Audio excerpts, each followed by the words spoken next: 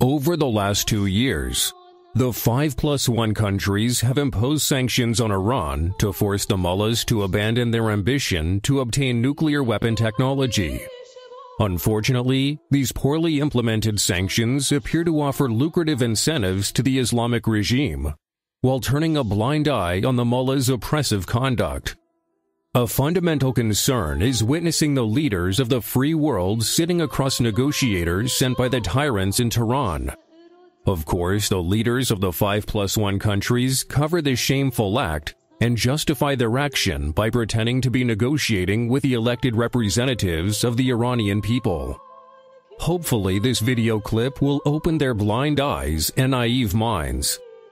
The constitutional laws of the Islamic Republic are deviously structured to impose 3 barriers that prevent the Iranian people from forming a civilized and world-friendly government.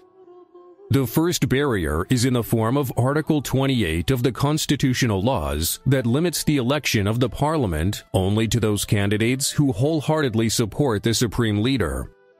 According to this article, allegiance to the principle of absolute authority of the supreme leader is an essential requirement. Of course, you may think that some candidates can put up a show and pretend to be adhering to this requirement just to get over this hurdle. To prevent this situation, another barrier is placed along the qualification process. This second barrier operates like a filtering scheme that subjects all candidates to a rigorous background check.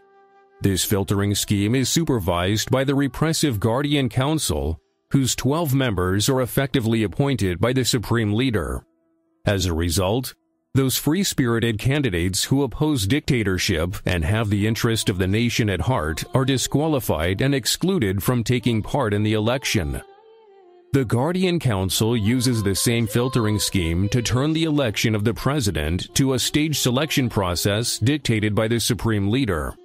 Consequently, the Iranians have no choice but to vote for candidates who are handpicked by the regime. The third barrier blocks the possibility of the parliament enacting any new laws or amending any existing ones that could empower the people and result in reforming this dictatorship.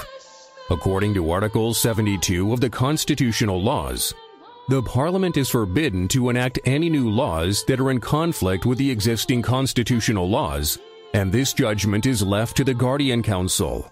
Still, to reinforce this barrier even further, Article 92 of the constitutional laws imposes a ratification process on the laws passed by the Parliament. According to this article, all laws passed by the Parliament must be examined and ratified by the Guardian Council before they can be enforced. Since the Guardian Council is loyal to the supreme leader, naturally any law that could fundamentally reform the regime will be disapproved. Clearly, the facts illustrated in this video prove that the legislation process in Iran is structured in a way that protects the dictator regime.